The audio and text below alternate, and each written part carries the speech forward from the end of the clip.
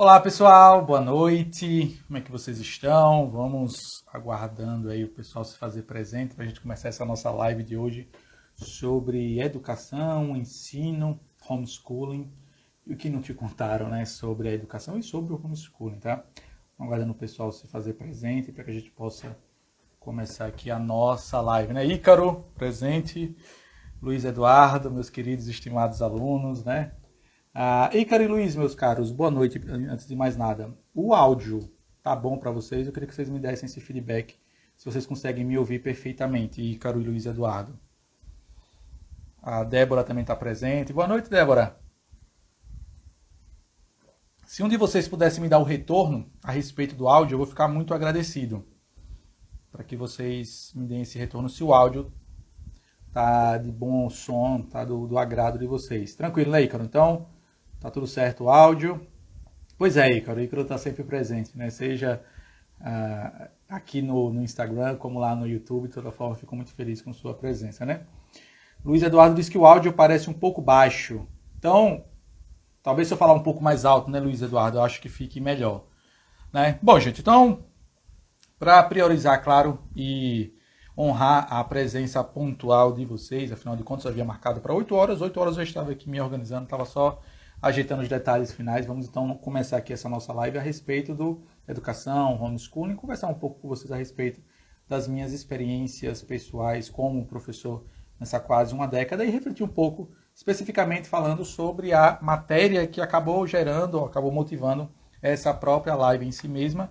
E acredito eu que alguns de vocês já sabem que é a respeito da menina de Sorocaba, da estudante, né? Eu tenho a matéria aqui aberta em vários portais de notícias, G1, Isto É, Veja e tudo mais. Boa noite, Caio. Oi, Caio presente. Boa noite, meu amigo. Boa noite, Kela.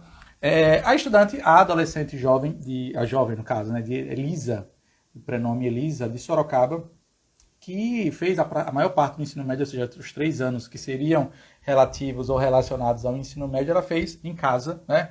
Numa modalidade, eu vou colocar aqui entre aspas, homeschooling, porque não necessariamente o método de ensino que ela utilizou nesses 3 anos, de forma alguma, isso é um demérito.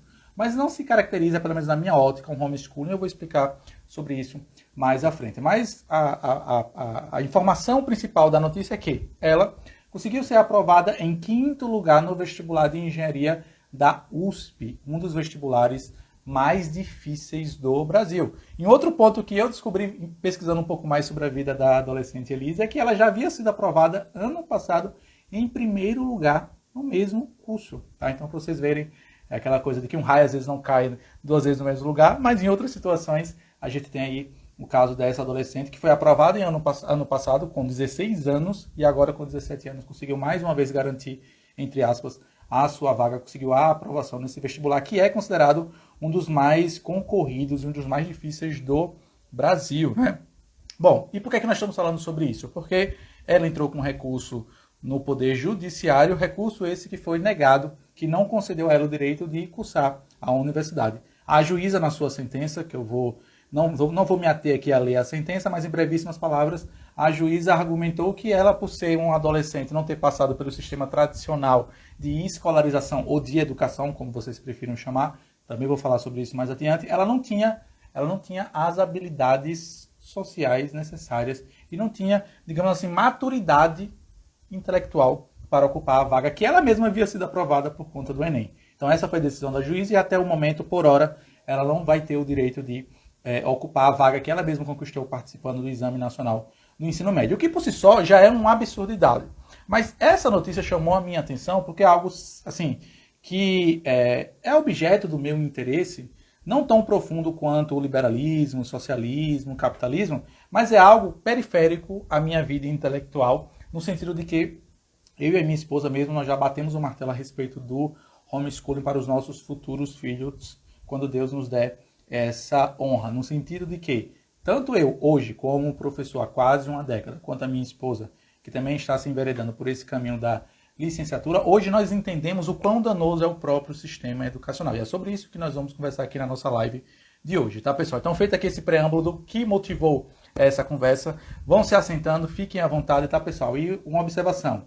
Ao final da live, lá por volta dos 50 minutos, as perguntas também vão ser abertas aqui, claro, para todos vocês poderem participar e interagir comigo e, na medida do possível, eu vou responder todas as perguntas de vocês, né? Boa noite, Daniel. Boa noite, Danila. Olá, Priscila. Olá, Vitor. Bom, gente, vamos lá. Como é que eu organizei aqui a estrutura da minha fala, da minha brevíssima explanação nessa noite de hoje a respeito de educação, ensino e homeschooling, tá? No primeiro momento, eu quero conversar com vocês acerca da minha experiência docente nessa quase uma década de sala de aula, tá, gente? Eu conto uma década no sentido de oficialmente, né? Diploma de professor. Mas se vocês for considerar, por exemplo, já falei sobre isso a alguns amigos próximos. Quando adolescente, eu tinha alguns alunos e alunas particulares, amigos meus, que eu ensinava disciplina de matemática, química e física, que eram matérias do meu interesse na minha adolescência, né? Mas, oficialmente, com um diploma de licenciatura, estou caminhando aí para quase uma década de sala de aula oficialmente.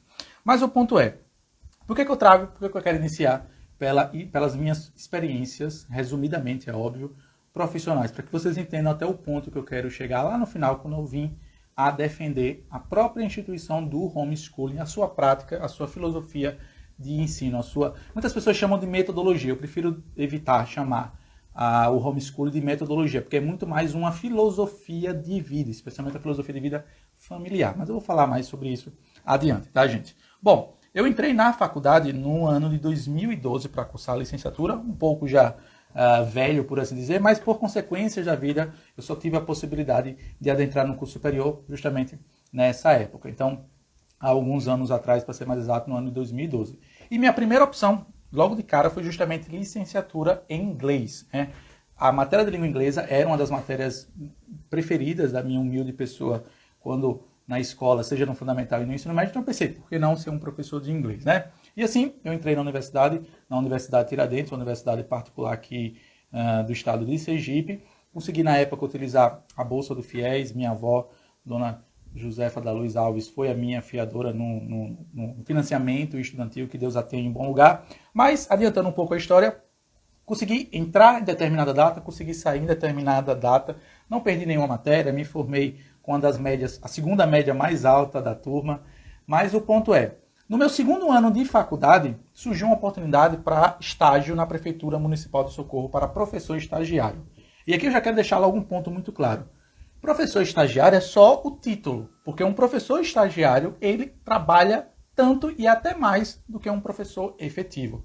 Por que eu digo isso? Porque as prefeituras utilizam-se do mecanismo dos professores estagiários por eles serem mais baratos e por eles justamente ocuparem espaços da organização educacional que alguns professores não querem. Então, por exemplo, uma localidade que fica afastada do centro da cidade. E eu digo porque eu passei por essa experiência. Muitos professores efetivos não querem ir para aquele lugar. Então a escola, ou melhor dizendo, a Secretaria Municipal de Educação, se vê num problema, num imbróglio educacional. Precisa colocar professor lá, mas os professores efetivados não querem. E para você colocar professores nessas áreas distantes, não faz sentido você abrir um concurso para contratar 4, 5, 6 professores, que é muito mais caro. Então, as secretarias municipais de educação utilizam-se justamente desses PSS, Processos Seletivos Seriados, simplificados. Inclusive, a Prefeitura de Aracaju abriu um desse há um tempo atrás. Apenas a critério de informação, para quem está me assistindo, a Prefeitura de Aracaju, a capital de Sergipe, tem 10 anos que não abre um concurso efetivo, somente cobrindo esse buraco com professores substitutos, né? Contratos de 2 anos. Pois bem, em 2014 eu fui aprovado em primeiro lugar num desses concursos de seletivo seriado. Minha média era a mais alta na época. Depois eu perdi para uma colega minha, a amicíssima Roseane, que acabou superando a minha média. Mas o ponto é, passei por esse processo seletivo e fui efetivado nesse contrato de 2 anos.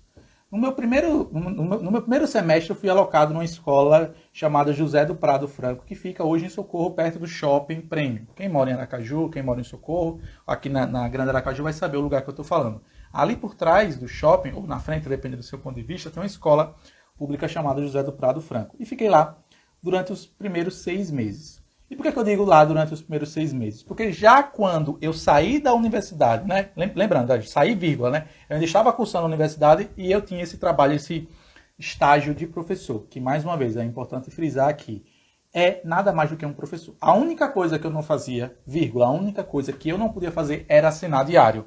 Porque somente professor formado pode assinar diário.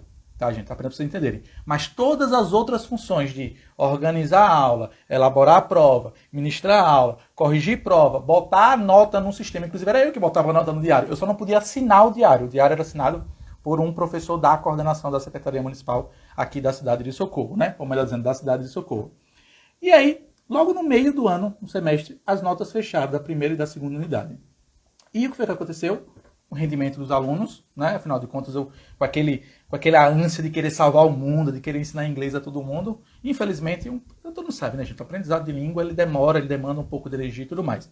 Mas o fato é, algo que já ativou o meu senso de repugnância para o sistema educacional. Isso aconteceu há quase 10 anos atrás, tá, pessoal? 6, 7, para ser mais exato, 8 anos atrás, né? É que eu colocava as notas no sistema, a nota no diário, perdão, e quando chegou no meio do semestre, uma das coordenadoras me chamou dizendo que aquelas notas vermelhas ou aquelas notas baixas não podiam ir para o sistema da escola. E depois eu fui entender por quê. Por quê, gente? As escolas públicas, elas funcionam de que forma? Elas ganham renda, a verba do município, da prefeitura, ou até mesmo federal, do governo, baseada na quantidade de alunos que conseguem aprovar, que conseguem passar de ano, tá, gente? Ou seja, é uma lógica perversa, ponto. Não tem o que se discutir sobre isso. Então, o coordenador da escola e os professores e todo mundo tendem a trabalhar no sentido de manter uma média mínima de aprovação para justamente continuar recebendo os recursos financeiros.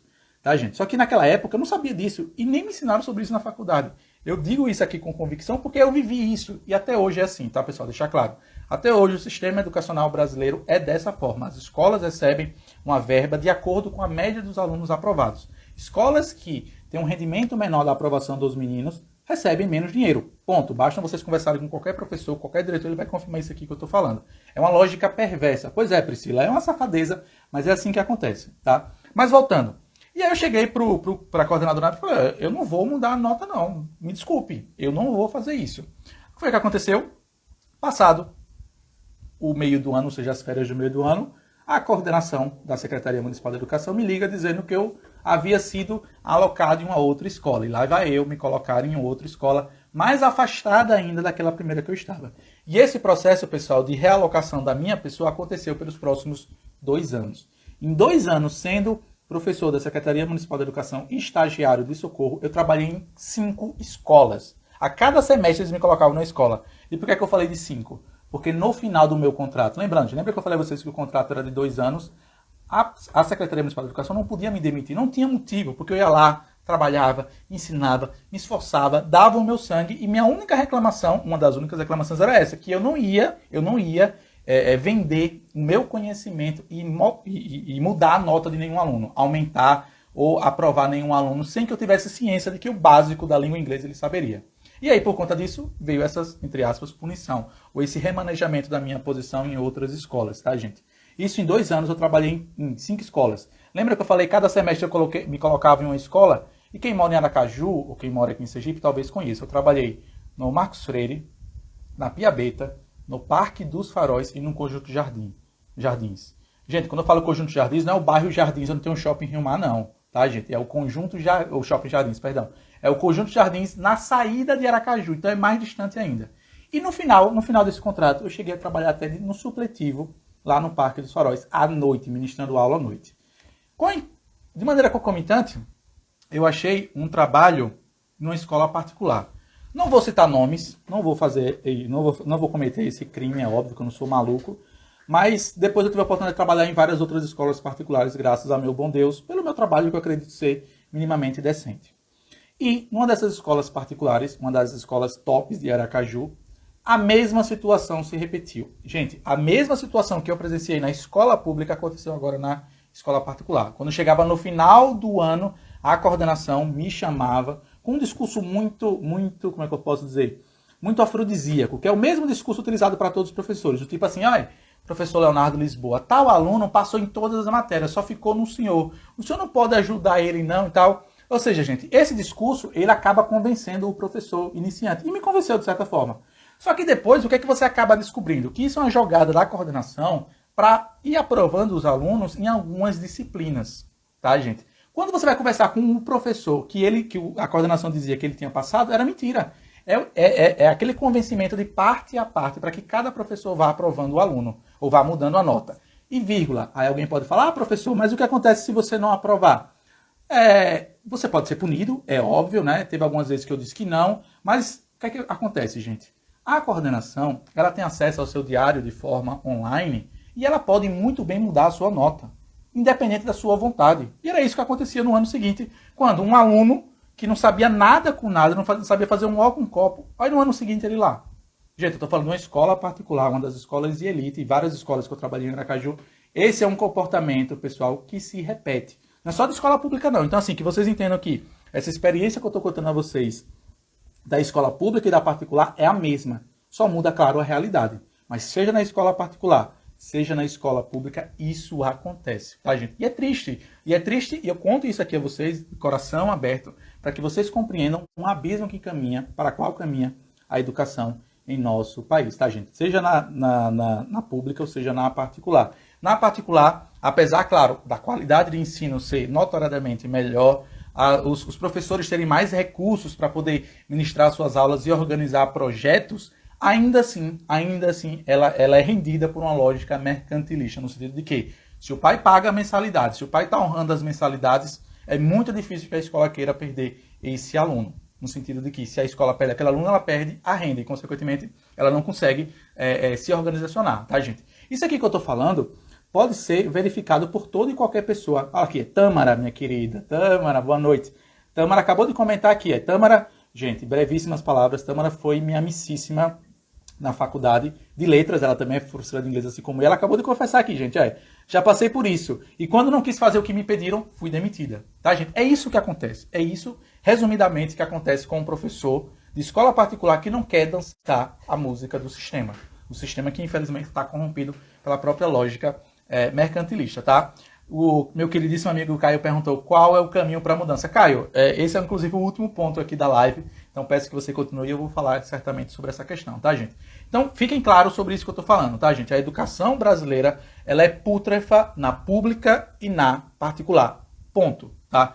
Trouxe esses relatos aqui a vocês, relatos esses que são comprováveis pela minha humilde pessoa, e posso atestar a vocês que eu muito vivi e presenciei isso, tá, gente? Mas agora, seguindo adiante, eu trouxe aqui algumas razões para o fracasso da educação e quero compartilhar com vocês, tá, pessoal?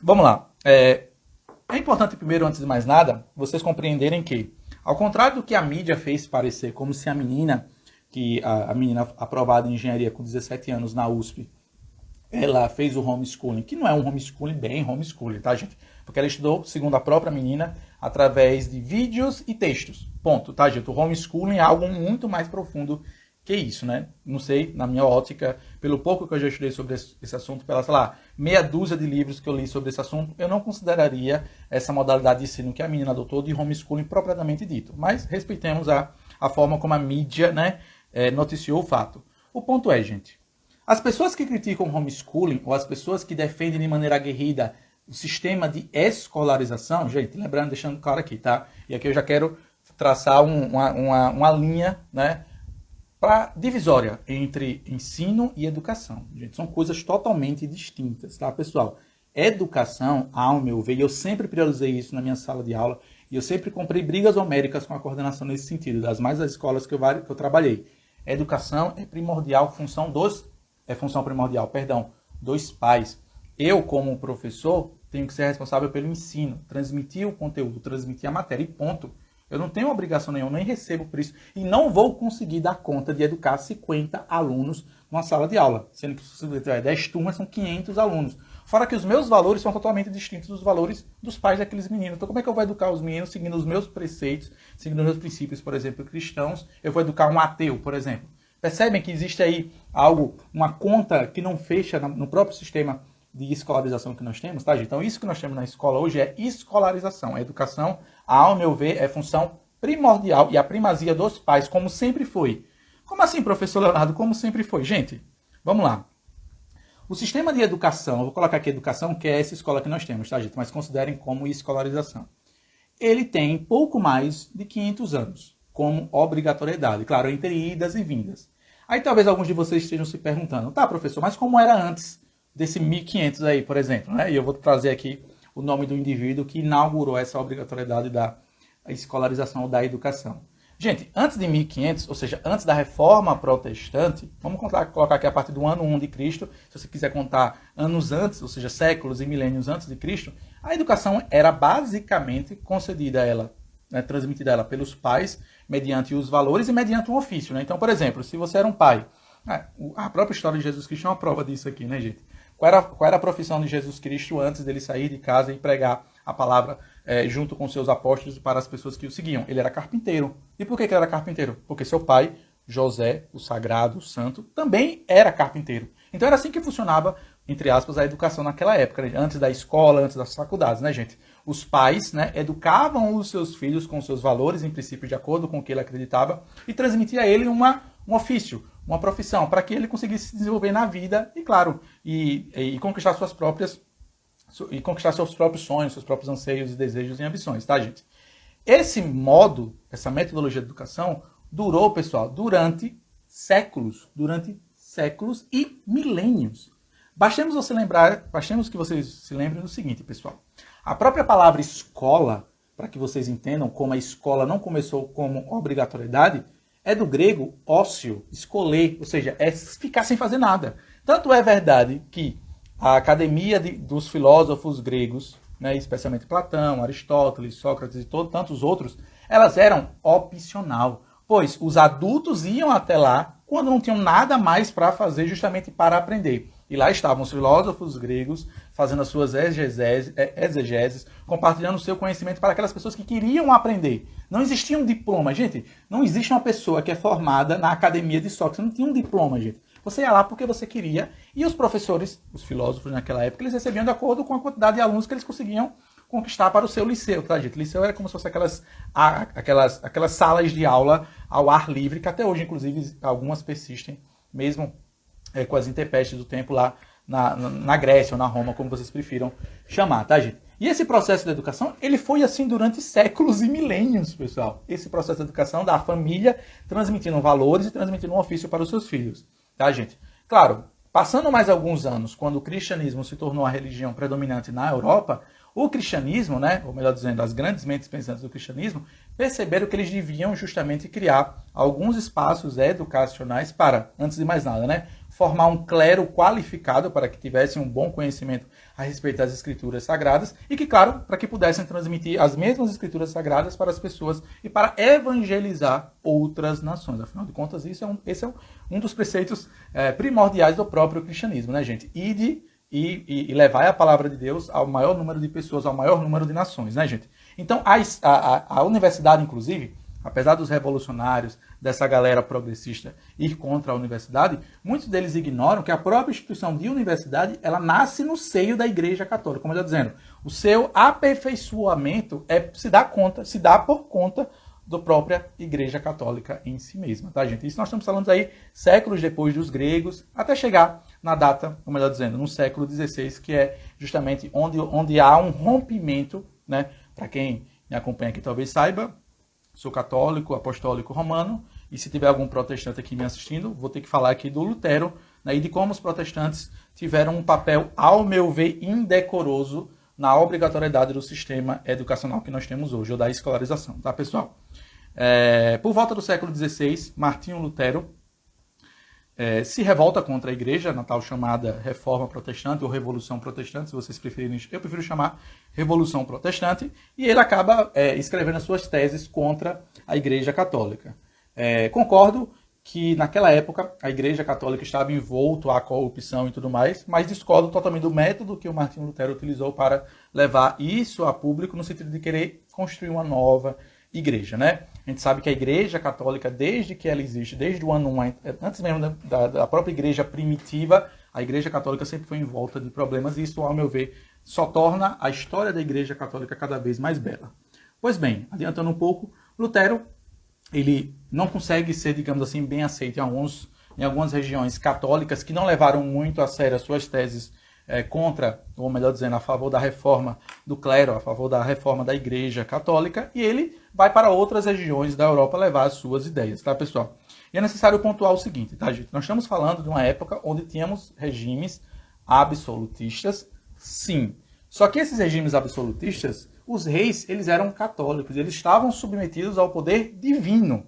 Muita gente tem essa visão errônea a respeito desses regimes monárquicos, no sentido de que um monarca absolutista poderia fazer qualquer coisa. Epa, vírgula, eles eram submissos ao poder papal, ao poder clerical. Muitos deles deixavam de fazer certas atrocidades, porque eles sabiam que eles seriam julgados não somente pelo Papa, mas também no divino. Ou seja, eles eram, entre aspas, monarcas absolutistas, mas estavam sob o jugo da própria Igreja Católica.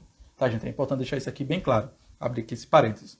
Quando Lutero não consegue ser aceito em muitas regiões por conta da sua nova teologia da transformação do que veio a ser depois considerado como o protestantismo e outras religiões de matriz evangélica, por assim dizer, ele consegue encontrar acalento aonde? Naqueles monarcas que não queriam mais se submeter ao jugo da Igreja Católica. É justamente nessas primeiras regiões onde Lutero consegue, digamos assim, propagar suas ideias de reforma protestante. Mas não apenas isso. Lutero não queria tão somente ressignificar a própria religião, ou reformar, ou fazer a revolução da própria religião. Mas o Lutero entendia como ninguém que o processo educacional era o vetor principal para que ele pudesse, consequentemente, emancipar as pessoas para a região do luteranismo ou do protestantismo. E assim ele o fez, tá, gente? Lutero entendia muito claro. Por quê? Porque ele veio do seio da Igreja Católica e ele sabia, só que é importante deixar claro o seguinte, tá, gente? A educação na época da Igreja Católica, ela era voluntária, não era obrigatória. Nem todo mundo participava porque custava dinheiro, nem todo mundo tinha condições de ser, digamos assim, de participar de uma escola, até mesmo de um monastério, ou qualquer coisa parecida com isso. Aí vem Lutero justamente com a ideia de quê? De que é o Estado que agora que deve financiar a educação. Mas para quê? Para que justamente essa educação estatal, ela venha incutir na mente dos jovens, o mais cedo possível, justamente não apenas esse apreço pelo Estado, como também pelo apreço pela própria região, ou pela própria religião, perdão, luterana, tá, gente? Então, em 1530, 1540, nós estamos já, naquela época, em algumas regiões da Europa, justamente Lutero defendendo e escrevendo documentos públicos e levando a alguns monarcas que compram a ideia. Porque vocês imaginam o seguinte, tá, gente? No reino católico, o monarca ele está sob o jugo do Papa. Já no reino protestante, ele é, acima de tudo, ele é acima da própria igreja protestante. Tá, gente? É importante vocês entenderem isso. Então, para alguns monarcas, isso foi muito atraente, porque justamente os livrava desse grilhão da própria igreja. Tá, pessoal? É importante vocês entenderem o seguinte. Já nessa época, em 1524, o Lutero passou a escrever várias cartas para inúmeros monarcas e príncipes da região ali do leste europeu, que foi onde as suas ideias do protestantismo mais vigoraram, por assim dizer. E vejam o que é que o Lutero recomendou a alguns monarcas. Isso aqui são palavras do próprio Lutero em 1524. Abre aspas. Caros governantes, afirmo que as autoridades civis têm a obrigação, isso aqui é Lutero, em 1524, de compelir o povo a enviar seus filhos para a escola. E continua Lutero. Se o governo pode compelir alguns cidadãos que estejam aptos ao serviço militar para empunhar lanças e espingardas, para erguer defesas e para executar outras tarefas marciais em tempos de guerra, tem muito mais direito de compelir o povo a enviar seus filhos para a escola. Porque neste caso estamos em guerra contra o diabo, cujo objetivo é secretamente esvair nossas cidades e principados de seus homens fortes. Então, qual era o argumento que Lutero usava? Um argumento teológico, né? É perceptível por essas palavras aqui do próprio Lutero, isso em 1524, mas vocês notem que por trás dessas palavras floreadas, nada mais do que a ideia de Lutero era construir um exército protestante, um exército de pessoas que estivessem, que fossem, digamos assim, aficionadas pelo próprio luteranismo e, consequentemente, claro, prestassem honras não mais a Deus, mas ao próprio ente estatal, que foi, infelizmente, basicamente, em muito resumo, foi isso que aconteceu. Porque esse foi o estímulo por trás do apelo de Lutero para a educação obrigatória estatal, tá, gente? A ideia de que as pessoas deveriam ser educadas dentro do luteranismo. Ah, professor, mas no catolicismo não era assim? Era, mas não era obrigatório.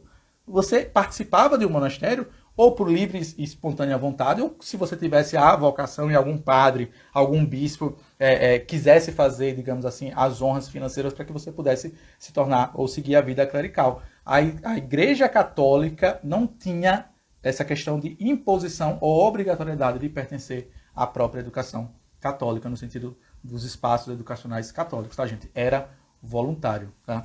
E seguindo mais adiante, é importante também pontuar, saindo um pouco desse contexto histórico, apenas para vocês entenderem, tá, gente?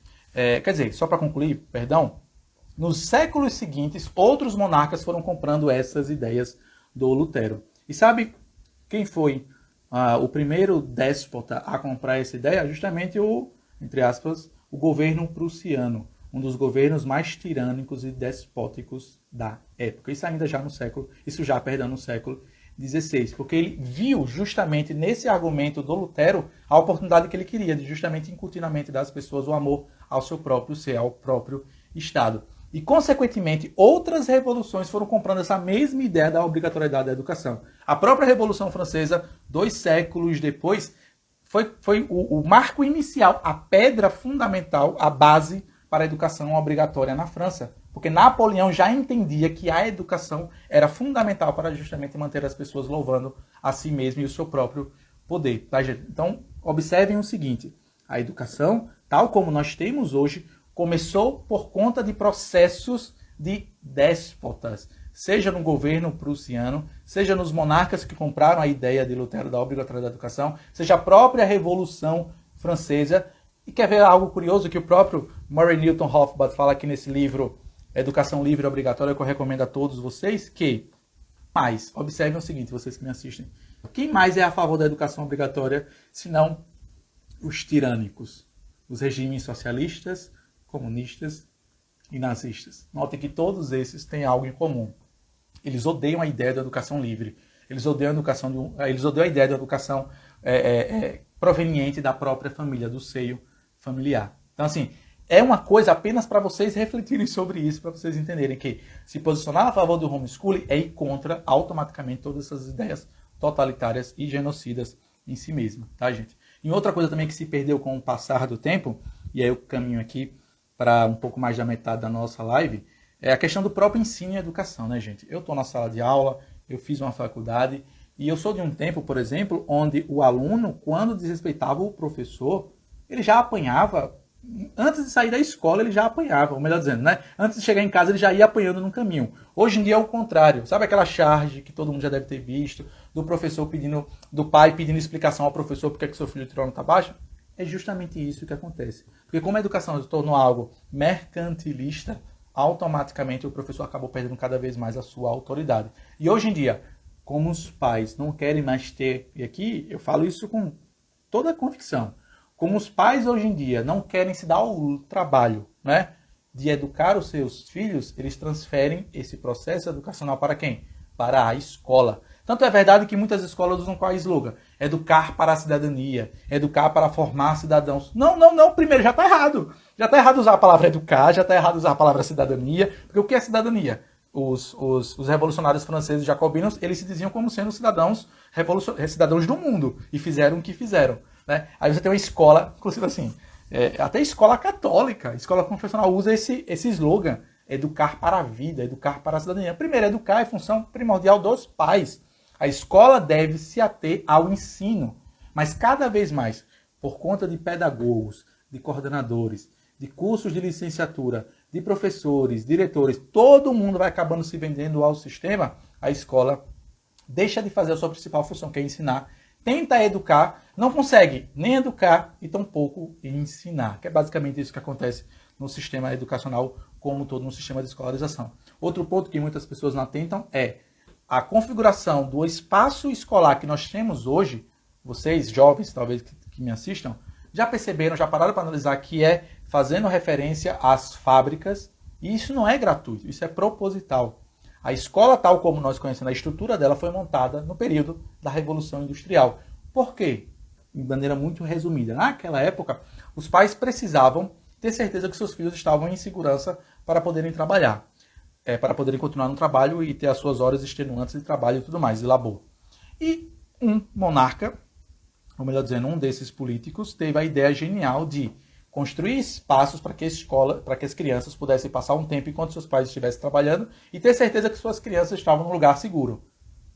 Surgiu a escola no modo fabril, ou melhor dizendo, no modo educacional de fábrica que nós temos hoje. Notem, a escola ela tem uma estrutura quadrada, tal como a fábrica. A escola tem um fardamento, tal como a fábrica. A escola tem horários para comer, para sair. Você tem que pedir autorização. Você tem boletim, que nada mais do que é o desempenho do seu pai numa fábrica. Então, notem, tudo no sistema educacional de escolarização que nós temos hoje remete a um ambiente fabril, ou seja, um ambiente da fábrica, tá? Não sei se vocês já perceberam isso, tá, gente? Isso está conectado com a própria Revolução Industrial. A escola, o sistema de escolarização que nós temos hoje é um produto direto da Revolução Industrial. A estrutura dela, tá, pessoal?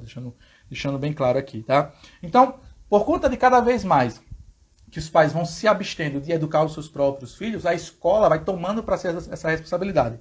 Mas, gente, eu sou formado em letras em inglês, tenho uma pós-graduação e quase concluí um curso de ciências sociais. Eu não tenho capacidade intelectual nenhuma para ser um psicólogo, para ser um doutor, para ser um conselheiro amoroso, para resolver problemas de jovens. Minha função, eu até brinco, né? A função do professor de inglês é ensinar o verbo to be. Ponto. Deveria ser isso, pelo menos na teoria. Mas na prática não é isso que acontece, porque cada vez mais a escola quer pegar funções que são primordialmente dos pais. Eu cheguei a trabalhar numa escola particular que ela tinha colônia de férias. E sabe onde era essa colônia de férias? Na própria escola. E uma vez eu conversando com o diretor, eu achava aquilo um absurdo. Quer dizer, a criança passa 9, 10 meses na escola e os 2 meses que ela tem de férias, né, em junho e em dezembro, os pais deixam ela onde? Na própria escola, numa colônia de férias. Então vocês percebem que absurdidade. E cada vez mais, muitos pais vão seguindo esse caminho, abrindo mão de trazer os filhos para si mesmos e educar os seus próprios filhos. Tá, gente? Porque a educação tal como nós conhecemos perdeu o feeling, ou aquele tato que nós tínhamos antes da obrigatoriedade da educação, que era a questão da vocação, pessoal. A educação clássica, a educação cristã, o próprio Jesus Cristo aqui foi uma referência, foi um exemplo aqui magnânimo, né?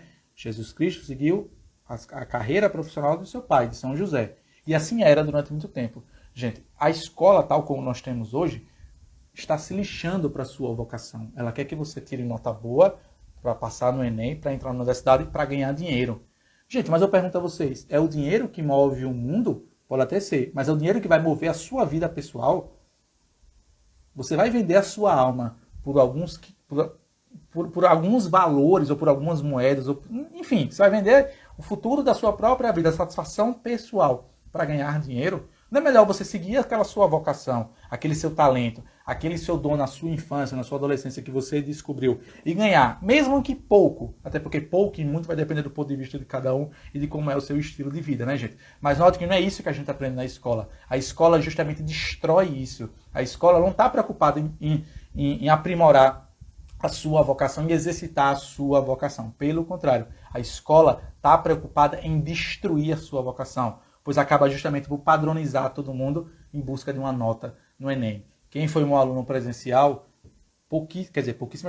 poucas não foram as vezes que eu falei sobre isso em sala de aula, especialmente para os alunos do ensino médio. Eu falava, eu não sei por que vocês estão se matando para estudar na minha matéria, porque eu falava isso, vocês já estão passados, por mim vocês estão todos passados, eu prefiro que vocês se dediquem a aprender a matéria, porque gostam, e se dediquem a seguir a vocação de vocês.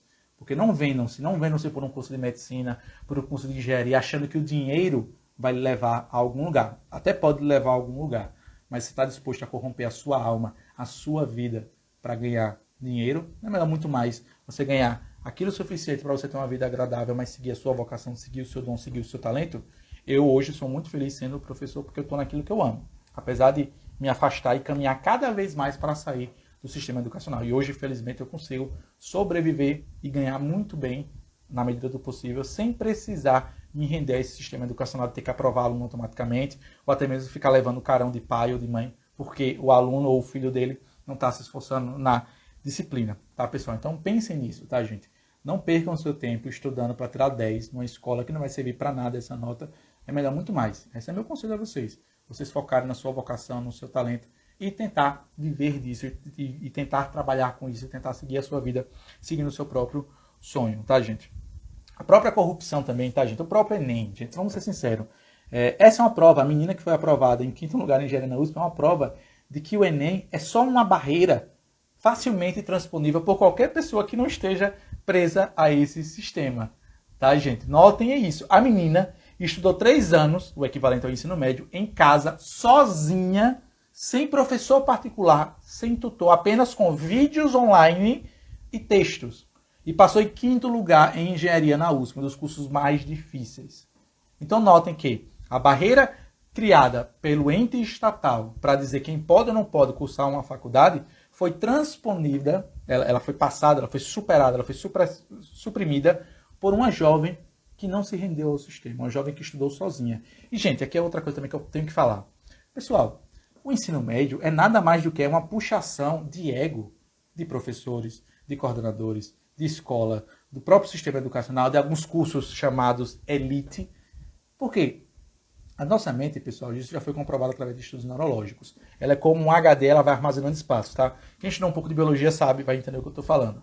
As células neurológicas, ou seja, as células do cérebro, elas são as únicas células que não nascem outras, né? Elas vão se desenvolvendo até uma certa idade, depois de um tempo, elas só vão morrendo, mas não nascem outras. Em brevíssimas palavras, você perder tempo estudando 14, 15 matérias, 15 disciplinas, você está ocupando o seu cérebro com conteúdos que não é interessante para você e que não vai servir em nada para você. Eu cito aqui 2 exemplos. Gente, eu sou de uma época que não tinha internet e que os conteúdos de química, por exemplo, tabela periódica dos elementos, a gente tinha que decorar. Porque nem todo mundo tem dinheiro para comprar uma xerox. Estou falando da minha realidade há quase 20 anos atrás, né? A gente tinha que decorar. Então, você pegava lá a tabela periódica do elemento, estava lá. Hidrogênio, hélio, lítio, berílio, bório, carbono, nitrogênio, oxigênio, flúor, neônio, sódio, magnésio. Claro, com o passar do tempo eu acabei esquecendo, né, gente? Mas era assim que a gente estudava a tabela periódica. Quer dizer, eu trocaria facilmente essa tabela periódica dos elementos para conhecer um soneto de Shakespeare, né? Trocaria facilmente, né? Teoria da relatividade, né? Quando eu gostava de física, né? E igual a mc ao quadrado. A energia contida em qualquer partícula da matéria é igual à sua massa vezes a velocidade da luz ao quadrado no vácuo. Para que eu usei isso hoje? Para nada. Né? Equação completa do segundo grau. X é igual a menos b mais ou menos raiz de delta. Delta é igual a b2 menos 4ac. Se você me colocar na frente da equação do segundo grau, até hoje eu sei fazer. Mas a minha mente está sendo ocupada, a minha mente foi ocupada, e eu torço para um dia que esse conhecimento dê lugar a um outro conhecimento, justamente nesse modelo educacional que acabou tirando outras competências e outras habilidades que eu poderia ter desenvolvido ao desenvolver justamente as minhas habilidades e as minhas competências. Então percebam que o sistema educacional ele é perverso por si só, ele vai matando cada vez mais os seus sonhos, as suas ambições. Eu me lembro aqui, e não vou citar o nome dessa aluna, uma das minhas alunas mais queridas da vida. Eu vou lembrar dessa aluna para toda a minha vida. Numa dessas escolas particulares, é assim, ela desenhava e desenha, até hoje eu acompanho o Instagram pessoal dela, de maneira assim surpreendente. E várias foram as vezes que eu entrava na sala e ela estava desenhando e eu falava, só continue a desenhar, minha filha.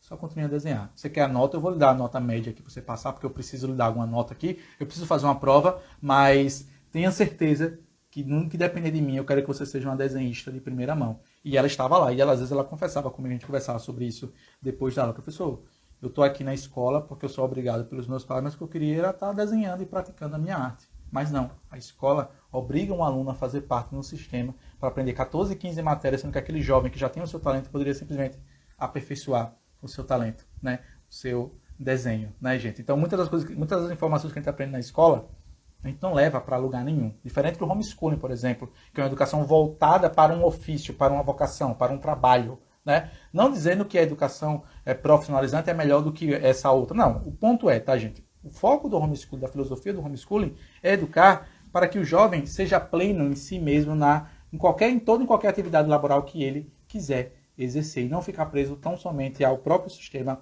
mercantilista, ao próprio sistema capitalista, se vocês preferirem chamar dessa forma, tá, gente?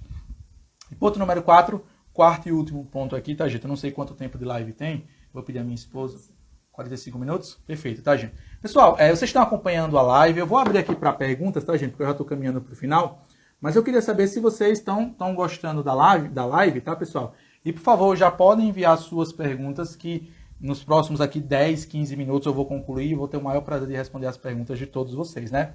A Priscila comentou aqui, né? Meu filho mais velho vive me dizendo isso. Tudo que estudo na vida, tudo que estudo na escola não vai me ajudar em nada na vida, né? Eu não diria, Priscila, que nada, né? Tem conhecimentos na escola que você vai usar em algum momento da sua vida. Mas é mais uma vez aquela questão que eu trouxe alguns minutos atrás, né? É muito melhor e é muito mais inteligente se o seu filho, se um adolescente puder focar naquilo que ele mais gosta de fazer, ou naquela competência ou habilidade, para ele poder justamente se desenvolver, né? Mas tem algumas coisas na escola, por exemplo, 4 operações, porcentagem, tá, gente? Tem conhecimentos da escola que são úteis, mas não necessariamente você precisaria estar na escola para aprender, tá, gente? Então, assim, tem assuntos de todas as disciplinas que são, ao meu ver, inúteis, que não vai servir em nada, que apenas, desculpa aqui, a expressão chula é encheção de linguiça, né, gente? Bom, então fiquem à vontade, tá, pessoal, para enviar as perguntas de vocês, que eu vou caminhar aqui para a conclusão, tá, gente? Vamos lá. Ponto número 4, e aqui eu vou caminhando para o final, em definitivo, da nossa live. Por que que eu sou a favor do homeschooling? Trouxe aqui alguns pontos, tá, gente? Muitas pessoas dizem que o homeschooling, ele não ajuda na sociabilidade, né, ou na socialização das crianças. O que é um mito, assim, é algo digno de pena as pessoas que utilizam desse argumento, tá, gente? Por quê? Vamos lá. O homeschooling não é simplesmente uma metodologia de ensino. O homeschooling é uma filosofia de vida daquela família que decide adotar aquilo. Por quê, gente? Uma família que pratica homeschooling, ela está circunda ou circundada por outras tantas famílias que também praticam homeschooling. E onde é que acontece essa sociabilidade ou essa socialização? Justamente com outras famílias. E melhor ainda do que a socialização que acontece na escola. Eu explico por quê. Eu sou professor há quase uma década e quando eu entro na sala, eu tenho 50 minutos para ministrar o assunto. Os meninos têm 5 minutos para conversar entre eles. Que socialização é essa? Pergunto a vocês. Por quê? 50 minutos de aula, 30 minutos eu passo o conteúdo, 10 minutos eu faço a chamada, 5 minutos eu estou tirando uma dúvida, e 5 minutos para eles conversarem. Essa é a socialização? Ou os 30 minutos de intervalo que a escola oferece? Vocês chamam isso de socialização? E digo mais. Eu trabalhei numa escola que uma certa vez, logo no início, eu me perguntei por que os alunos não corriam na hora do intervalo.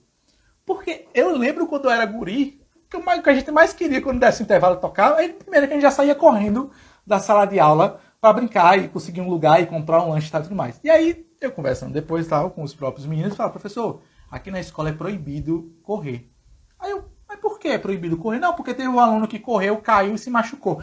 Eu falei, mas essa é a vida, né? A vida é isso, é você correr, cair, se levantar e ir de novo, né? Então, assim, que socialização é essa que a escola diz promover, ou que aquelas pessoas que são contra o homeschooling dizem que o homeschooling não faz isso? Essa socialização, 30 minutos, né? Plínio acabou de comentar aqui, Plínio, meu amicíssimo de infância, né? Voltava para a sala fedendo de suor de tanto brincar. Pois é, exatamente isso, né? Inclusive, era até... Tinha uns meninos que não corriam porque já estavam, digamos assim, interessados nas meninas e tal. Então ele queria se manter limpinho, né? Mas tinha uma galera que não tava nem aí, só saía correndo e achava o máximo e suava. E chega a camisa, criava aquelas nodas de suor, né? Hoje em dia, pessoal, isso não existe mais. E não é invenção, não. Vai em qualquer escola na hora do intervalo. E você vai ver que os jovens estão no cantos, em grupinhos, nada contra esses grupinhos, é natural, na faculdade é a mesma coisa, no celular, não estão praticando atividades físicas. Eu lembro, gente. Gente, se eu fosse falar de experiências que eu vivi nas escolas, vocês iriam chorar de tanto rir. Mas eu lembro de uma vez, segundo ano do ensino médio, nunca me esqueço. Peguei o livro, o assunto era Physical Education, educação física. E aí eu pensei, não, ao invés de ficar só no livro, perfeito, Luiz Inácio, as famosas pizzas, né? Então, ao invés de ficar só no livro que estava lá, Physical Education, gente, repara a loucura que eu fiz. Eu falei, gente, a nossa aula de hoje, como é sobre a educação física, a gente vai para a quadra. Não avisei a ninguém. Peguei os 50 alunos, que era o que cabia, porque se coubesse mais, a escola tinha colocado. Quanto mais aluno, mais dinheiro. E fomos para a quadra. Brincar de pique-pique. Pega-pega, queimado. A gente foi... Enfim, eu levei um apito, né? Aqueles apitos bem fortes. Meu pai tem um apito desse e tal. Gente, vocês acreditam que com exceção dos atletas, né? Com os alunos atletas que toda escola tem, todos eles estavam ofegantes, não aguentaram brincar 20 minutos de queimado, de pique-pique, de pega-pega, de esconde-esconde ali na quadra da escola. Uma menina, inclusive. E aí depois eu quase fui demitido por isso, né? E, de certa forma, com razão. Ela teve uma aceleração cardíaca, uma arritmia cardíaca, porque ela estava correndo. Ela teve que correr para a enfermaria e toda a aula teve que ser suspensa. Aí depois eu fui chamado, puxaram meu dedo na coordenação, e aí eu falei, mas era uma atividade sobre Physical Education que estava no livro, e eu pensei, por que não levar os meninos para a sala de aula e falar sobre isso em inglês? E os comandos eram dados em inglês, eu explicava as regras em inglês, né? Porque essa era a ideia da disciplina, era ensinar inglês, mas claro, pro esporte físico, né? Gente, foi um terror para mim, foi um terror, né? Porque a menina teve uma aceleração cardíaca e passou mal, né? Mas felizmente a escola tem uma enfermaria muito bem preparada, uma escola particular de elite aqui em Aracaju. Então, assim, esse mito da sociabilidade que algumas pessoas falam que não acontece no homeschooling é falso. Porque o que acontece na escola é a sociabilidade controlada pelo professor, 5 minutos para eles conversarem, ou se você é professor, você vai deixar os alunos conversarem durante a sua explicação. Que sociabilidade, que socialização é essa? E no intervalo é 30 minutos, né? Ou 20 minutos. É menos ainda, porque hoje em dia as cantinas ela tem menos espaço para os alunos chegarem até o lanche e as filas são quilométricas. Então o aluno às vezes, eu digo porque eu presenciei isso, de 30 minutos o aluno passava 15, 20 minutos na fila só para comprar o lanche dele. Então essa é a socialização que acontece na escola, ficar numa fila esperando para comprar um lanche, tá, gente? Então assim, pessoal, para vocês entenderem que esse mito da socialização que algumas pessoas contrárias ao homeschooling usam para atacar o homeschooling é falso. Por quê? Mais uma vez, as famílias que praticam homeschooling, elas têm uma filosofia de vida e elas conhecem outras famílias, tá, gente? Vamos lá. Um aluno do ensino médio, ele só tem essa socialização com alunos do ensino médio, com o professor, ponto. Enquanto que uma família que pratica homeschooling, que tem, sei lá, 50 pessoas, 60 pessoas, que saem para ir a um museu, que saem para ir a um parque, que saem para fazer um passeio, todas as famílias, essa criança, esse adolescente vai estar socializando com vários jovens de várias idades. A faixa etária é infinitamente quase, muito maior do que aquela socialização que ele tem na escola. Então ele vai conversar com um menorzinho, né, de uma outra família, ele vai conversar com alguém da idade dele, próxima à faixa etária dele, ele vai conversar com um pai de uma outra criança, ele vai conversar com um idoso que estiver lá, ele vai conversar com inúmeras outras pessoas numa faixa etária muito maior do que aquilo que acontece na escola. Então, por favor, você até pode dizer que é contra o homeschooling, mas, por favor, conheça um pouco a realidade antes de sair criticando por conta desses argumentos simplórios, porque é um argumento muito fraco dizer que não existe socialização na escola, né? Ou que não existe socialização no homeschooling. Aí muita gente fala, mas a escola... Inclusive, esse final de semana tive uma discussão com um amigo meu, um debate, um amicíssimo meu, Cleverson Luiz, ele acabou de chegar, não sei se ele pegou o início da nossa aula aqui, ele comentava comigo sobre a cidadania, educação para a cidadania.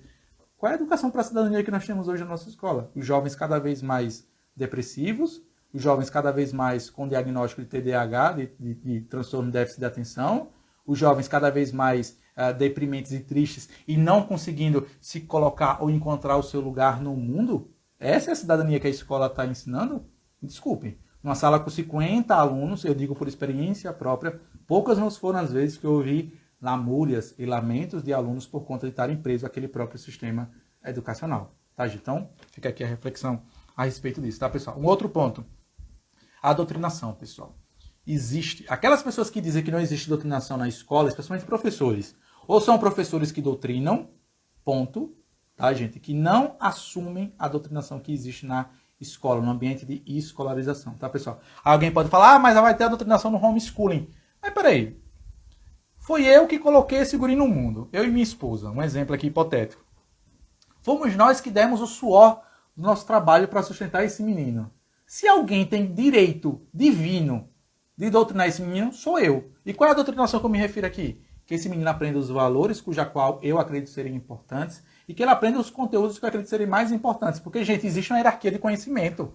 Se você usa o argumento de que todo conhecimento é válido, automaticamente nenhum conhecimento é válido. Gente, isso aqui é lógica. Repito, se você diz que todo conhecimento é válido, nenhum conhecimento é válido. É a mesma história lá que o pessoal diz que não existe verdade absoluta. Quem diz que não existe verdade absoluta está dizendo que você não acreditar nele. O próprio Roger Scruton já falava sobre isso. Então, se existe uma hierarquização dos conhecimentos, pessoal, eu, como pai, e minha esposa, como mãe, nós temos direito de dizer, isso aqui é mais importante do que isso. Olha, guri, você está com 5 anos, desenvolver sua habilidade de dança, de canto, de atleta, de esporte, ou coisa que o valha. Vamos focar nisso. Você vai passar 20 horas da sua vida pintando, cantando, pulando, dançando, correndo, até você se tornar um atleta excepcional nessa determinada função, nessa determinado esporte que você se destacou, né? Ou qualquer outra carreira. Percebem, pessoal? Então, assim, eu penso da seguinte forma, que essa doutrinação, ao meu ver, é muito benéfica, ao contrário do que tem na escola, tanto pública quanto particular. E aqui eu abro um parênteses. Pessoal, em 2014, eu, perto de me formar, precisava ter algumas horas de conclusão de curso, ou seja, aqueles eventos externos e tudo mais, congresso e tal. E lá vai eu, em 2014, para o Congresso Estadual de Educação aqui em Sergipe. Aqui no Yacht Club. Quem mora em Aracaju, quem mora em Sergipe vai saber o que eu estou falando. Ali próximo, um pouco antes da 13, né, do calçadão da 13. Lotado auditório de professores de todo o estado, e eu lá, né, um mero estudante ainda da licenciatura. Para começar o evento, o mestre de cerimônias pediu que todo mundo se levantasse, que eles vão cantar o hino. Juro por tudo que é mais sagrado. Inclusive isso foi atestado por um amigo meu que estava lá depois, no ano seguinte, ele disse que aconteceu a mesma coisa. Sabe qual foi o hino que foi tocado nesse Congresso Estadual da Educação? Tem até hoje o diplomazinho com Paulo Freire no fundo, aquela coisa toda. O hino da Internacional Socialista. No evento de professores, o hino que foi tocado não foi o hino brasileiro, não foi o hino da República, não foi o hino sergipano, não foi nenhum outro hino. Foi o hino da Internacional Socialista. Aí no telão gigante tinha lá a bandeira da URSS e alguns professores cantando em voz alta, bradando o hino da Internacional Socialista. No Congresso Estadual de Educação, organizado pela CUT, né, pelo Sindicato dos Professores, pelo Sintese, que é o Sindicato dos Trabalhadores de Educação do Estado de Sergipe. Então, assim, quando alguém chega para mim e diz que não existe doutrinação, eu zombo da cara dessa pessoa. Me desculpem, eu não posso levar uma pessoa dessa a sério. Porque eu mesmo presenciei isso. Naquela época, nós estamos falando que em 2014, há 6, 7 anos atrás, eu sequer tinha um celular. Mas juro a vocês, se me fosse possível a oportunidade de voltar ao tempo, eu teria filmado isso.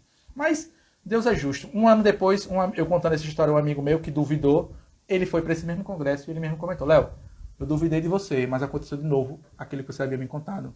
Tá, gente? Então, assim, quem fala que não existe doutrinação, professor especialmente, tá? É um professor que doutrina, tá, gente? Porque você vai, é natural, em qualquer disciplina que seja, você vai sempre transferir aqueles valores que você acredita, tá, pessoal? Pois bem, seguindo adiante, muitas pessoas falam que o homeschooling não aborda conteúdos críticos. Peraí, que conteúdos críticos é esse que a escola aborda? Porque a escola está focada no Enem. É esses conteúdos críticos, todo mundo homogeneizado, todo mundo pensando da mesma forma, todo mundo sendo lacrador, todo mundo defendendo ideologia de gênero, todo mundo defendendo pronome neutro e essas tantas absurdidades dentro da escola. É isso que é o conteúdo crítico? Eu lembro muito do Olavo de Carvalho. O Olavo de Carvalho fala isso de maneira genial, né? A rebelião, a revolta do jovem é ele se voltar contra isso aí. E não ser mais uma peça do sistema, né, gente? E aí eu faço uma recomendação de leitura. Ah, professor, mas o senhor está inventando isso. Como é que o senhor sabe que os conteúdos pedagógicos da escola são direcionados, são doutrinados? Bom, temos aqui esse livro, não sei se vocês vão conseguir enxergar, Maquiavel Pedagogo, de um autor francês chamado Pascal Bernardin. E foi o que ele fez aqui nesse livro fantástico. Ele simplesmente leu o que ninguém lê. As atas dos congressos e das reuniões da ONU voltadas à educação. E ele apresenta aqui as atas. E nas atas desses conselhos educacionais da ONU, ou seja, que acabam por moldar a educação do mundo e dos países membros, o Brasil é um deles, está muito claro que o interesse da educação pública e estatal é justamente doutrinar as pessoas e fazer com que essas pessoas percam, aí sim, o seu senso crítico e sirvam cada vez mais ao Deus Estado. Tá, gente? Então, assim, é um livro irrefutável, porque o Pascal Bernardin não traz ele traz a opinião dele, claro, ele deixa claro que é a opinião dele, mas ele forma a sua opinião com base nos próprias atas, nos próprios anais desses eventos educacionais. Tá, gente? O João Pociano acabou de comentar aqui: eu provo, sou professor de rede pública. Pois é, meu cara, acredito que você há de concordar com a maior parte da minha fala aqui dessa nossa live, tá, gente? Vamos lá. Seguindo adiante, para a gente caminhar para a conclusão, em definitivo, tá, gente? A escola, o sistema de escolarização, não está preocupado com o seu desenvolvimento das habilidades. Pelo contrário, é apenas para você se tornar mais uma peça do sistema, tá, gente? O Enem, pessoal, o Enem é uma distorção. Assim, ao meu ver, algo criminoso, no sentido de que os jovens passam 3 anos, alguns até mais 1 ano, porque passam um curso de reforço para poder passar no Enem e acabam sacrificando, gente, a sua fase da vida mais enérgica, né? A sua fase de vida mais vívida, mais flamejante, sentada a bunda na cadeira, estudando 14 disciplinas, 10, 15 horas por dia, para passar numa prova do Enem, para se tornar engenheiro, para ganhar 10 mil reais por mês, quando ele poderia muito bem, tendo como base uma família que praticasse o homeschooling, descobrir sua vocação aos 5, 6, 7 anos, e que os pais, ao invés de colocar o filho preso nessa jaula educacional, focar na educação desse filho, na vocação, para que ele desenvolva não apenas a habilidade preconizante dele, a habilidade cuja qual ele mais se destaca, como também outras tantas habilidades, né, gente? Bom, e para concluir aqui o porquê eu sou a favor do homeschooling, tá, gente? Pessoal, vamos deixar claro o seguinte, né? Inclusive foi uma discussão que eu tive com alguns colegas professores e uma ex-aluna minha que fala algumas besteiras aí na internet sobre a minha pessoa. Mas o ponto é, ela comentava mais ou menos assim, em brevíssimas palavras: eu queria ver aquele professor agora que defendia o homeschooling na época de pandemia. Gente, peraí, vamos lá. Quem fala isso não sabe de educação, não sabe de pandemia, não sabe de homeschooling. Porque dizer que isso que nós temos hoje é homeschooling... Pessoal, vamos lá. Homeschooling é a escolha, vou deixar bem claro, é a escolha da família para guiar os rumos educacionais do seu próprio filho. Ou a família ensinando, ou a família contratando tutores, professores particulares para ensinar algumas disciplinas cujos pais não consigam dar conta, não consigam lecionar ao seu filho. E onde é que nós temos isso nessa época de pandemia? Não temos nada parecido com isso. O que nós temos na pandemia são pais que odiavam ter o ofício de educar os seus próprios filhos e por isso depositavam os seus filhos nessas escolas, nessa fábrica, tendo que aguentar e aturar os seus filhos em casa. Tem nada de homeschooling, absolutamente nada de homeschooling nessa época de pandemia. Pelo contrário, só demonstrou mais uma vez como o sistema educacional da escolarização ele é fadado ao fracasso, ele caminha rumo ao abismo, tá, pessoal? Porque vocês devem observar o seguinte, tá, gente? A escola não está preocupada com suas inteligências. E aqui vamos falar sobre inteligência emocional, por exemplo. Se vocês pararem para analisar, gente, a vida da escola, o ambiente escolar, não desenvolve de forma preponderante a inteligência emocional. A inteligência emocional, gente, você aprende muito mais fora da escola. Então, por exemplo, eu lembro que meu pai falava isso, e qualquer pessoa que tem mais de 50 anos vai saber isso que eu estou falando. Gente, naquela época, você com 12, 13 anos já podia trabalhar. Tá, gente? É isso. Você com 12, 13 anos já podia trabalhar. Hoje em dia não. Hoje em dia é menor aprendiz, não sei o que, tudo mais. Então, assim, a escola, ela, pelo contrário da inteligência emocional, ela tira justamente o seu tato, o seu feeling para lidar com essas situações da vida. Gente, eu me formei no ensino médio sem saber, por exemplo, que o meu patrão, meu primeiro patrão de carteira assinada, que eu trabalhei na pizzaria de garçom, meu salário era descontado, eu não sabia por quê. Ele que teve que me explicar que uma parte do meu salário ia para o Estado. Aí foi quando eu me revoltei com o Estado e passei a deixar de acreditar em ideias socialistas, tá, gente? Mas o ponto é, eu estudei, pertencia a um sistema educacional por mais de uma década, sem saber o básico. Sem saber o básico, por exemplo, sobre legislação trabalhista, tá, gente? E outros tantos assuntos que a gente poderia aqui passar horas e horas discutindo, tá, por favor?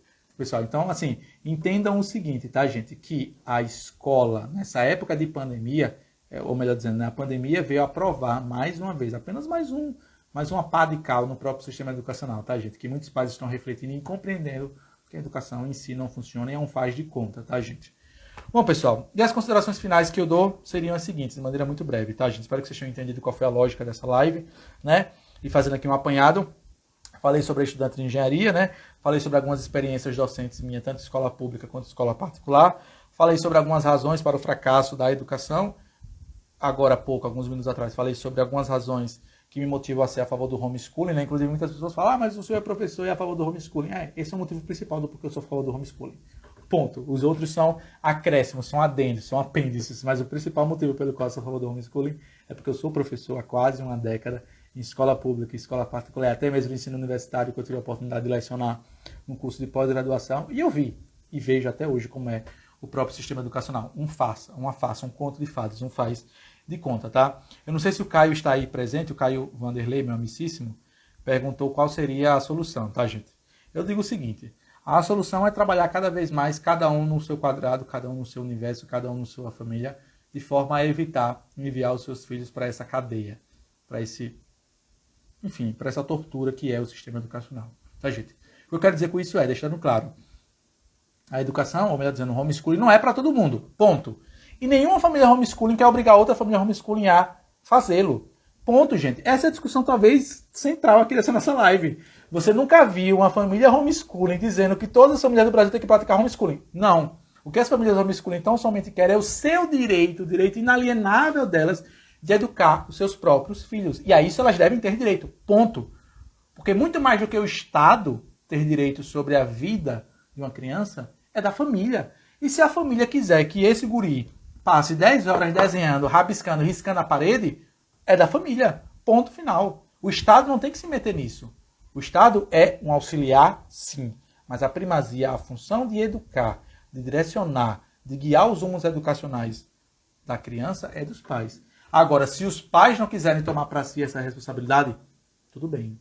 Entreguem seus filhos para a escola, entreguem seus filhos para esse sistema pútrefo, esse sistema corrupto, que nada mais do que está interessado no seu dinheiro ou em coisa que o valha, tá? Mas não queiram, por favor. E aqui foi a minha lição, tá, gente?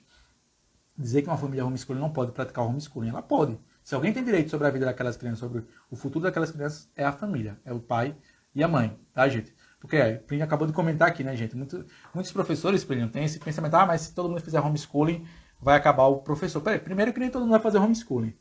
Porque tem muitos pais que não querem educar os seus filhos, não querem ter esse trabalho, tá, gente? A função de ser homeschooler, de ser uma família homeschooler, ela parte, antes de mais nada, de uma família totalmente estruturada, tá? E muitas famílias, infelizmente, não são em nosso país e no mundo como um todo, tá, gente? E pelo contrário, eu trago a seguinte perspectiva, que o homeschooling, sendo aprovado ou sendo adotado pela maior parte das famílias, vai valorizar o trabalho dos professores. Dou um exemplo simples aqui. Hoje foi meu último dia de aula numa das escolas, a última escola que eu trabalhei e que eu pretendo não mais voltar à sala de aula tradicional. Que Deus possa me conceder essa oportunidade. A minha hora de trabalho era R$ 8,50. Repito, a minha hora de trabalho era R$ 8,50. Hoje em dia, eu tenho alguns alunos particulares de inglês, inclusive fazendo Java, se você estiver aqui vendo essa live aqui, ou até mesmo aqui no Instagram, aqui no YouTube, e quiser me contratar para ser seu professor particular, manda uma mensagem no inbox e a gente conversa sobre. O ponto é, em uma hora de aula eu ganhava R$ 8,50. Numa aula particular, eu ganho 25, 30, até quiçá R$ 40, depender da negociação com um aluno. Isso por aula. Por aula. Então, assim, eu ganho infinitamente seria exagero, né? É até uma hipérbole aqui, né? Eu ganho 5, 6 vezes mais do que eu ganho. E outra coisa, eu estou ensinando para um aluno que está interessado em aprender. Prefiro muito mais ensinar para um aluno disposto a aprender o inglês que eu tenho a ensinar, do que ensinar para 50 alunos, onde talvez 3, 4 queiram aprender o que eu tenho a ensinar. Então, Plínio, né, eu trago justamente o ponto contrário, né? Que se o professor souber criar o seu nome, criar a sua carreira, valorizar, estudar, buscar conhecer e, de fato, dominar outras áreas de conhecimento, um professor particular ganha infinitamente mais do que qualquer professor de escola particular e até mesmo que qualquer professor universitário. Tá, gente? É para vocês entenderem. Basta vocês fazerem as contas aí. Se você ganha R$ 40 numa aula particular, você tem, vamos supor, 10 alunos e você consegue juntar 10 alunos em uma hora, você ganhou R$ 400 uma hora. Então vocês multiplicam esse valor de R$ 400 por 10 vezes. Vai ganhar R$ 4.000 por mês. Muito mais do que os R$ 8,50 que o professor ganha em alguma escola pública, em alguma escola particular. Ah, professor, mas na escola pública ele ganha mais. Ganha R$ 14, 10, R$ 12, um pouquinho mais. No final do mês vai dar R$ 2.000, R$ 2.500. Para ter 40 horas de trabalho e todo o exercício laboral que precisa ter para ser um professor, seja na escola pública ou na escola particular, tá, gente? Então, a consideração final que eu deixo é essa, tá, gente? Você até pode ser a favor do homeschooling, mas entenda, antes de mais nada, que a família do homeschooling não quer que você seja obrigado a fazer, não. É uma escolha pessoal e opcional. E opcional é óbvio, né? Se é uma escolha, só pode ser opcional. É uma escolha, acima de tudo, que diz respeito tão somente à família, né, gente? Bom, pessoal, é isso. Espero que vocês tenham entendido aqui. Meu bem, ficou quanto tempo? 1 hora e 9. Perfeito, tá, gente? Eu tinha me planejado justamente para um pouco mais de 1 hora. Eu queria saber, pessoal, se alguém tem alguma pergunta, se alguém tem alguma dúvida, se alguém tem algum comentário a fazer. Eu queria saber, antes de mais nada, se vocês gostaram da live, se vocês conseguiram compreender aqui qual foi o meu raciocínio, né? O Pinho comentou aqui, eu tenho certeza absoluta que em sistema home eu não tenho capacidade nenhuma de ensinar matemática, né? Tá, Priscila pediu os livros. Priscila, foram basicamente 3, tá? O Educação Livre Obrigatória, do Murray Newton Hofbauer, você encontra gratuito na internet, em PDF. O Pascal Bernardin, né, o Maquiavel Pedagogo. E falei muito pouco sobre ele, mas o Sete Langes tem uma visão acima da média nesse livro aqui chamado A Vida Intelectual, Seu Espírito, Suas Condições e Seus Métodos. Por que eu digo isso? Em brevíssimas palavras, tá, gente? Porque nesse livro o Sete Langes vai deixar claro que a vida intelectual não é para todo mundo, né, gente? Então, por exemplo, essa questão da educação obrigatória, por si só, já é totalmente errônea, gente. Porque nem todo mundo quer estudar e não há problema nenhum nisso. Ponto. Ah, professor, eu lembro muito bem, um aluno. Nunca me esqueço o nome dele, eu vou falar o nome dele. João Vitor. Segundo ano de ensino médio, esse menino foi um aluno no primeiro e no segundo ano. Ele passava a maior parte do tempo da aula desenhando caminhão. Aluno de ensino médio, primeiro e segundo ano. Ele foi aluno no primeiro e no segundo. Um certo dia eu cheguei na aula e estava lá, ele desenhando os caminhões dele, tal, não sei o que, desenhava bem pra caramba. Aí uma vez eu perguntei, cara, por que você fica desenhando caminhão, tal, não sei o que? Não, professor, é porque eu quero ser caminhoneiro. Meu pai, ele morava em Itabaiana, né, terra dos caminhoneiros. Quem mora aqui em Sergipe vai saber essa referência. E ele fala, professor, eu quero ser caminhoneiro e tal, não sei o quê. Aí, no finalzinho da aula, eu chamei ele assim de canto e falei, cara, deixa eu dar uma dica aqui, desculpa. Por que você quer ser caminhoneiro? Que bolhufas você está fazendo aqui preso na escola? Você não precisa ter um ensino médio para ser caminhoneiro, não, cara. Converse com o seu pai e vá ser caminhoneiro, ponto. Nunca me esqueço disso. Passaram alguns meses, cadê esse aluno aparecendo na sala de aula? Quando eu perguntei pela turma por ele, professor, ele foi ser caminhoneiro. Ele saiu da escola, conversou com o pai e seguiu a carreira dele. E foi ser caminhoneiro. Então assim, é isso. Essas obviedades do sistema educacional, ou melhor dizendo, do abismo do sistema educacional, que muitas pessoas não atentam. Tá, gente? Então, assim, siga seus sonhos, siga sua vocação e não fique preso ao sistema educacional em si, tá, gente? Gostei muito da live, ótima live. Priscila também, muito obrigado. Gente. Acho que faltou você explicar por que o homeschooling da menina não é o homeschooling exatamente. Tá. Minha esposa aqui me atentou o seguinte, tá, gente? Explicando brevemente por que o caso da menina não se enquadra no homeschooling. De maneira muito breve, gente. O homeschooling é uma filosofia de vida que a família adota para guiar os estudos da criança. Essa menina, ela estudou do primeiro ao nono ano numa escola tradicional, tá, gente? Apenas no ensino médio foi que apenas a metade do primeiro ano do ensino médio foi que ela saiu da escola. Por quê? Porque, segundo ela, a escola estava atrasando ela. Ela se desenvolvia muito mais sozinha do que na escola. Ela conta no próprio relato dela que o professor dava 50 minutos de aula, 20 minutos explicava o assunto, 20 minutos para fazer um exercício que ela fazia em 5. E aí ela ficava 15 minutos sem ter o que fazer. Eu mesmo presenciei várias vezes isso. E aí ela procurou os pais dizendo que aquela escola, enfim, não estava deixando que ela se desenvolvesse. Os pais chegaram a matricular ela em outras escolas particulares de nível mais alto e o problema se repetiu, tá, gente? E aí foi quando ela decidiu, junto com a família, sair da escola e adotar esse método de aula híbrido ou online, se vocês preferirem dessa forma. Eu não consideraria o método dela homeschooling, porque ela estudou sozinha, com base em videoaulas, né, e textos, né, e artigos e tudo mais. Ela não teve, digamos assim, um plano de estudos, como toda a família homeschooling faz dos seus filhos, desde a alfabetização até a adolescência. Ela não teve isso, ela estudou do primeiro ano na escola normal, no ensino médio, no segundo semestre, foi que ela decidiu sair da escola e estudar por conta própria. E se provou ser muito mais capaz, ser muito mais inteligente do que os alunos que ficaram presos lá na escola, ou os colegas que ficaram presos com ela, né? Aí alguém pode falar, mas professor, a sociabilização dela, a sociabilidade dela. Ela faz, segundo a própria, jiu-jitsu e faz aula de karatê, para fazer memória, ou seja, ela sociabiliza, ela tem o seu momento de socialização com outras pessoas, e às vezes muito mais intenso e muito mais impactante para a sua própria vida do que ela tinha na escola, com certeza, né? Pois é, muito bom o comentário, tá, gente? Pois bem, pessoal, é isso, tá? Eu queria, assim, agradecer imensamente a presença de todos vocês, tá? Se alguém tiver alguma pergunta, por favor, essa é a hora, mas eu vou encerrando aqui a nossa live de hoje, tá, gente? Eu, como usuário, posso provar que o EAD é péssimo. Pois é, meu caro. Em relação à inteligência emocional e lidar com outros colegas, que isso não aprende na escola, que é a alegação que fazem quando fala com os homeschooling, você acaba aprendendo na vida, não na escola. Minha esposa aqui está falando sobre a questão da inteligência emocional, tá, gente? Isso é um assunto um tanto quanto mais profundo, né? Mas, em brevíssimas palavras, muitas pessoas falam, mas o bullying da escola e tal, não sei o que. Gente, o bullying existe desde que o mundo é mundo. O bullying existe fora da escola, dentro da escola, do lado da escola, atrás, em todo lugar existe. O bullying é nada mais do que a vida lhe dando os tapas para ver se você se acorda para a realidade, né, gente? Então, assim, a escola, ao contrário do que muitas pessoas falam, ela não lhe prepara para os desafios maiores da vida. Pelo contrário, ela lhe protege, é uma redoma, tá, gente? É uma proteção. Porque, assim, por exemplo, qual é o discurso majoritário das escolas? Vamos criar um ambiente sem bullying, um ambiente de paz e amor. Primeiro, falso, porque não conseguem, porque a escola e a coordenação não conseguem se fazer presente em todos os momentos, em todas as dificuldades do aluno. Eu digo também por experiência própria.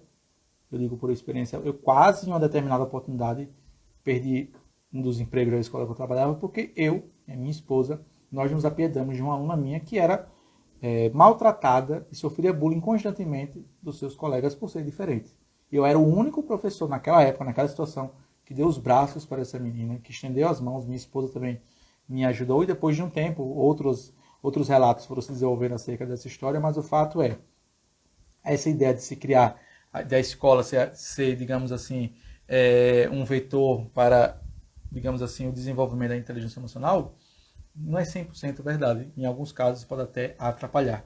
Enquanto que numa escola, ou que melhor dizendo, numa filosofia de ensino do homeschooling, como o pai e a mãe estão sempre ali por perto, ele consegue justamente colocar os filhos para enfrentar dificuldades que ele vai enfrentar na vida adulta logo cedo, muito antes da escola, como dizer um não, como ele não ter acesso a todas as coisas que ele deseja, coisas dessas que muitos jovens vão aprender na adolescência, que já muitas das vezes já é irreversível, já é tarde demais para ele enfrentar a vida adulta, tá, gente? Então, assim, essa ideia de que a escola ela pode desenvolver inteligência emocional é meia verdade. O bullying é um exemplo também disso, apenas para entrar nessa questão que me é muito sensível, porque eu sou de uma época que o bullying era... Nem existia a palavra bullying, era só zoação. A palavra bullying veio depois, né? Então a gente sempre conviveu com a própria instituição do bullying em si mesmo. E aí as escolas hoje em dia usam o discurso, não, vamos acabar com o bullying. Tudo bem. Vamos supor que a escola consiga acabar com o bullying, proibir e coibir o bullying naquela escola. Aí eu pergunto a vocês, quando esse jovem se forma nessa escola e for para o mundo real, e ele for se deparar com um chefe ruim, ou até mesmo com uma situação negativa, como é que ele vai reagir? Se na escola ele está protegido sob uma redoma. Percebe? Como a inteligência emocional, entre aspas, definida pelas pessoas que são contra o homeschooling, que dizem que a inteligência emocional não pode ser desenvolvida no seio familiar, é falso por si só. Porque a vida humana, a vida familiar sempre foi isso. Os pais, tá? Vou falar pais aqui, os pais verdadeiros. Eles sempre colocaram os seus filhos em situações conflitantes, para que justamente eles aprendessem a desenvolver a sua própria inteligência emocional e passar, digamos assim, superar esses desafios que a escola muitas das vezes ignora por querer defender um mundo de conto de fadas, um mundo cor-de-rosa, né, gente? Pois bem, pessoal, agradeço mais uma vez a atenção de todos vocês, espero que vocês tenham gostado, me esforcei ao máximo aqui para trazer um conteúdo amplo, um conteúdo diversificado, tendo como base minhas experiências pessoais, alguns relatos, algumas leituras e fica aqui clara a minha reflexão sobre esse assunto, sobre educação, ensino e homeschooling, tá, gente? Agradeço mais uma vez a atenção de todos vocês, que Deus os abençoe enormemente, tá, gente? E se vocês gostarem, é óbvio, quem sabe nos próximos dias ou uma vez por semana a gente pode estar realizando aqui essas lives para falar sobre os assuntos diversos, tá, pessoal? Fica claro sempre a critério de vocês, caso vocês tenham interesse, vão me respondendo aí, vão mandando mensagem, e tenho certeza que assuntos novos, quando surgirem, fiquem à vontade para enviar para mim, tá, pessoal? Agradeço a atenção de todos vocês. Vocês que estão me assistindo no YouTube, por favor, gostou? Deixa seu like, comenta, compartilha, espalhe esse vídeo para que mais pessoas possam conhecer. E o pessoal do Instagram, nos vemos em breve. Estamos por aqui. Seguimos aqui nessa labuta intelectual, tá, pessoal? Bye, bye. Que Deus os abençoe enormemente. Tchau, tchau, pessoal.